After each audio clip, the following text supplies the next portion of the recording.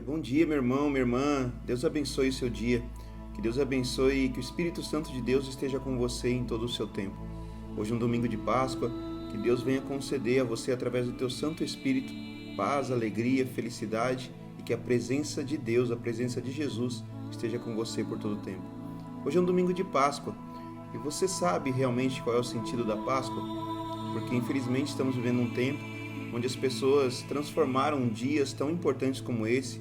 O dia da Páscoa é um dos dias mais importantes da Bíblia, é um dos dias mais importantes daqueles que creem em Jesus. E então transformaram esse dia num dia comercial, porque muitas pessoas estão preocupadas em comer bacalhau, muitas pessoas estão preocupadas em ganhar ou dar ovos de chocolate para as crianças. Então transformaram o sentido da Páscoa em algo comercial. Mas você sabe realmente qual é o sentido desse dia, qual é o sentido da Páscoa? A Páscoa ela representa a morte e a ressurreição de Cristo, ou seja, a aliança de Deus comigo, a aliança de Deus com você, para que nós possamos viver a vida eterna. A Páscoa no hebraico ela significa passar sobre, pular, poupar. Por que isso? Porque a primeira Páscoa aconteceu há muitos anos atrás, onde um homem um tirano, conhecido como Faraó, estava mantendo mantendo o povo de Deus como cativo. Estava mantendo o povo de Deus como escravo. E aquele não era o objetivo de Deus na vida daquele povo.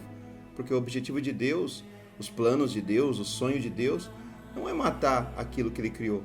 Não é fazer com que você nos tornamos grandes derrotados, humilhados, depressivos, escravos. Esse não é o objetivo de Deus. Porque o próprio Deus escreveu na tua palavra, lá no livro de Gênesis, que o objetivo dele sobre mim, o objetivo dele sobre você, o objetivo dele sobre nós é que nós venhamos dominar, prosperar e multiplicar na terra.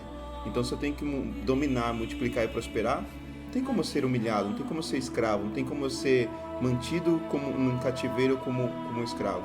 E era assim que Faraó estava mantendo aquele povo.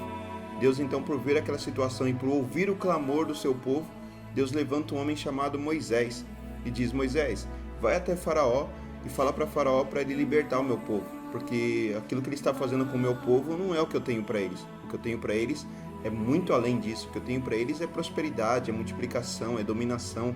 O que eu tenho para eles é a terra prometida. O que eu tenho para eles são grandes bênçãos acontecerem todos os dias da vida deles. E aquilo que Faraó está fazendo com o meu povo não está me alegrando. Então vai até ele e fala para que ele então liberte o meu povo. A Bíblia diz que Moisés, esse homem levantado por Deus para ter essa função na terra, ir lá e libertar o povo do cativeiro de Faraó, ele vai até Faraó e diz: Deus não está se agradando do que você está fazendo com o povo dele. E ele pede para que você liberte o povo de Deus. Faraó, então, você deve conhecer essa história. Faraó, ele se mantém irresistente, ele se mantém invencível por muito tempo. Ele diz: não, quem é o seu Deus? Eu tenho os meus deuses aqui, eu já tenho todo mundo aqui, eu tenho os meus servos, meus escravos, eu tenho aqui as minhas terras, eu tenho tudo que eu preciso, eu tenho aqui. Tenho vários deuses, tenho deuses para todas as áreas que nós necessitamos. Então, volta lá e fala para o seu Deus que eu não vou libertar esse povo, porque esse povo não é dele, esse povo é meu, esse povo é um escravo meu. Moisés, diz a Bíblia, que ele volta para Deus e entrega então o que o Faraó havia falado. Deus então faz com que Moisés volte a Faraó e diz: continua, persista, vai lá, porque o povo é meu e eu quero meu povo liberto, eu quero meu povo prosperando, eu quero meu povo multiplicando, eu quero meu povo reinando nessa terra. Então diz a Bíblia que Moisés ele vai e volta, até que chega um momento onde Faraó resiste e diz: não vou soltar, não vou libertar esse povo que você disse ser de Deus. Deus então, por ver aquela resistência de Faraó, Deus resolve então mandar as pragas sobre o Egito, as pragas sobre o povo de Faraó. Então começam a vir as pragas e Faraó mesmo assim fica resistindo e dizendo: não liberta o povo é meu. Até que Deus então resolve pôr a sua mão de uma forma sobrenatural. Porque até então o Faraó ele acreditava em muitos deuses, ele acreditava que os deuses dele iam ser capazes de resolver o problema dele. Só que a Bíblia diz que Deus, o Deus que eu acredito, o Deus que você acredita, o verdadeiro Deus, ele está sobre todos os deuses da terra. Diz a Bíblia que Deus diz para Faraó, que Deus então fala para Moisés dizendo: fala para Faraó que eu vou mandar a morte sobre ele. Fala para ele que eu vou mandar agora algo terrível, vou mandar para ele agora algo que os deuses dele não vai poder fazer nada, algo que agora a crença dele, a religiosidade dele não vai poder fazer nada, porque agora eu vou mostrar para ele quem é o verdadeiro Deus. Eu vou acabar com todo o povo dele, eu vou acabar com todos os primogênitos dele, eu vou acabar com tudo aquilo que ele mais adora, inclusive o próprio filho dele. É sobrenatural a Bíblia. As histórias da Bíblia são sobrenaturais. Por isso que eu sempre aconselho as pessoas que forem ler a Bíblia, não leia a Bíblia, mas medita nela. Tenta transportar a sua mente nas histórias que estão que você está lendo ali. Porque são histórias sobrenaturais. Se você ler a Bíblia com a sua mente carnal, a sua mente humana, você vai dizer, isso aí não existe, isso aí é como se fosse um filme de Hollywood, é uma encenação, não existe, não tem como isso acontecer.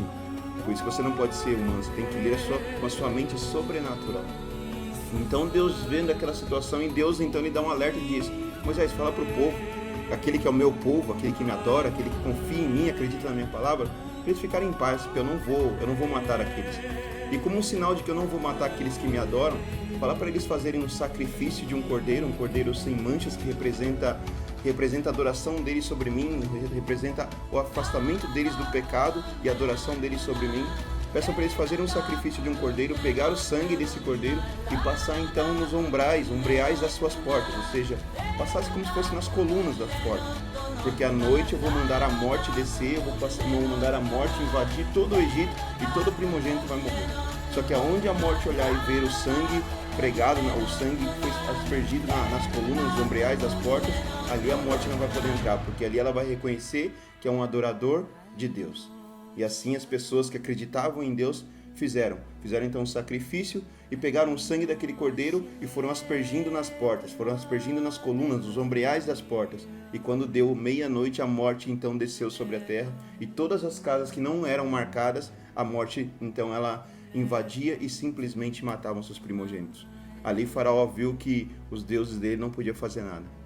Ali Faraó viu que a religiosidade dele não poderia fazer nada. Ali Faraó viu que realmente não tem como combater, não tem como lutar, não tem como enfrentar, não tem como vencer o Deus que você crê. É por isso que você tem que ser persistente e acreditar em Deus. Porque se você for persistente, acreditar, confiar em Deus, nada pode sobrepor a vontade de Deus sobre a tua vida. A vontade de Deus era ver o povo dele indo até a terra prometida, desfrutando do que a terra prometida tinha para ele. A vontade de Deus não era matar, humilhar aquele povo. E por isso Deus, de uma forma sobrenatural, libertou e fez com que o seu povo saísse da escravidão. Passa-se o tempo, chegamos então no Novo Testamento, e Deus vem da terra de novo, novamente, sendo mantida como cativos, a humanidade sendo mantida como cativos, a humanidade novamente vivendo como escravos. Só que agora não era escravo de uma pessoa física, não era escravo de Faraó, mas ali era o próprio Satanás dominando a terra, era o próprio Satanás mantendo o povo como escravo. Como assim? Como o Satanás estava mantendo o povo como escravo? Através dos seus pecados. O povo não acreditava mais em Deus. O povo estava totalmente desobediente a Deus. O povo não acreditava mais que Deus novamente iria salvar o teu povo. Então o povo começa então a ser contaminado pelo pecado. E quando você é contaminado pelo pecado, a desobediência está sobre você. Quando a desobediência está sobre você, o Espírito Santo ele não pode habitar sobre você. Ele não pode habitar na sua vida. E se ele não pode habitar na sua vida, só existe um outro que pode habitar. E esse outro é conhecido como o meu adversário, o seu adversário. O nome dele é Diabo, Satanás. É aquele que quer ver a sua destruição e a sua humilhação. Deus então, por amar a humanidade, Deus por me amar, por te amar, Deus por ver a humanidade como a sua preciosidade, Deus então envia o seu único filho chamado Jesus Cristo e diz, Jesus, vai lá e salva o meu povo. Vai lá e liberta o meu povo, porque Satanás está mantendo o povo como cativo. Satanás está fazendo novamente aquilo que Faraó fez. E o meu objetivo não mudou, o meu sonho não mudou. O meu sonho é ver meu povo multiplicar, prosperar e dominar na terra. Então vá até lá, Jesus, e faz algo para que a humanidade seja salva. Jesus veio então como um homem, e como um homem ele foi crucificado e morto naquela cruz. E novamente o Cordeiro de Deus, novamente aquele que estava representando um Cordeiro de Deus, é por isso que na própria Bíblia você encontra um versículo onde João Batista está batizando as pessoas no Rio Jordão, e quando ele avista Jesus vindo, ele diz, lá vem o Cordeiro Santo de Deus, aquele que pode salvar a humanidade. Ou seja, já era João Batista confessando que novamente o Cordeiro de Deus iria salvar a humanidade. Então Jesus ele foi morto, crucificado, e quando seu sangue foi derramado naquela cruz, quando sua carne foi dilacerada naquela cruz, ali ele disse, está consumado, ou seja, os pecados da humanidade novamente estão apagados. Tudo aquilo que o pecado fez sobre a humanidade, eu estou limpando, eu estou sarando, eu estou curando através do sangue de Jesus que foi derramado ali. Mas Deus ressuscitou Jesus. E é por isso que a partir daquele dia, todo aquele que crê, confessar a sua fé em Cristo, confessar a sua fé em Jesus, que é o único caminho de chegar até Deus, todo aquele que crê, ele está salvo. É como se fosse novamente o sangue aspergido nos umbrais da porta. Você não precisa fazer mais isso, você não precisa mais sacrificar nenhum animal, você não precisa mais pagar penitências, isso não existe mais, porque agora a marca de Cristo está em você. E como que a marca de Cristo está em mim? Se eu não fiz nada, não fiz o sacrifício, não coloquei o sangue, não passei o sangue nas portas da minha casa, como que Deus vai saber que eu confesso a minha fé nele? Como que Deus vai saber que eu acredito nele? Muito simples, é se afastando daquilo que te mantém cativo de Satanás. E o que te mantém cativo de Satanás? O pecado. Então toda vez que você não pratica o pecado, mas sim pratica o bem, você tem a marca de Cristo em você.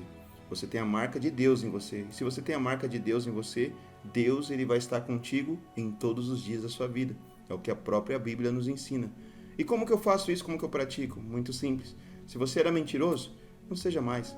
Se você era fofoqueiro, não seja mais. Se você era orgulhoso, não seja mais. Se você era vaidoso, não seja mais. Procure amar o seu próximo como a ti mesmo. Procure fazer o bem. Procure ser uma pessoa humilde. Procure orar, jejuar. Procure confessar os seus problemas, as suas felicidades para o próprio Deus. Comece a conversar com Deus. Comece a praticar tudo aquilo que a Bíblia nos ensina e você então terá a marca de Cristo no seu peito. Você vai ter a marca de Cristo estampada em você. Se ela estiver estampada em você, Deus não vai te abandonar nunca. Então, o que adianta de hoje as pessoas comemorarem, entregarem hoje vários ovos de chocolate, comerem bacalhau, festejar a Páscoa, mas não saber o significado da Páscoa? Não adianta nada você ir lá e dizer, nossa, hoje representa a ressurreição de Cristo, é a Páscoa, vamos comer isso, aquilo, mas dentro de você pratica a mentira, a fofoca, o ódio, a ira, a vaidade, o orgulho, a lascívia. Dentro de você não tem amor ao próximo, você não tem compaixão, não tem nada. Você está sendo um grande religioso. Religioso não vai para o céu, não dá salvação. O que te salva é Jesus Cristo. O que te dá a vida eterna é Jesus Cristo. Então acredita nele, porque ele é aquele que pode reinar e te salvar. Esse é o verdadeiro sentido da Páscoa. Não adianta nada andar com um crucifixo estampado no peito, mas eu não sei o verdadeiro significado dele. Não adianta nada eu dar vários ovos de chocolate e não saber o verdadeiro significado disso. O significado da Páscoa não está resumido simplesmente em chocolates ou em panelas de bacalhau, um grande almoço em família. Está muito longe disso. O significado da Páscoa é o poder de Deus, é o amor de Deus sobre a minha vida por entregar o seu próprio Filho para que eu e você pudéssemos estar aqui hoje. Tenha uma excelente Páscoa, que Deus abençoe você, que o Espírito Santo de Deus esteja com você em todo o teu tempo. Deus abençoe, um beijo, te amo em Cristo e até a próxima. Fica com Deus. Porque Ele vive, eu posso crer.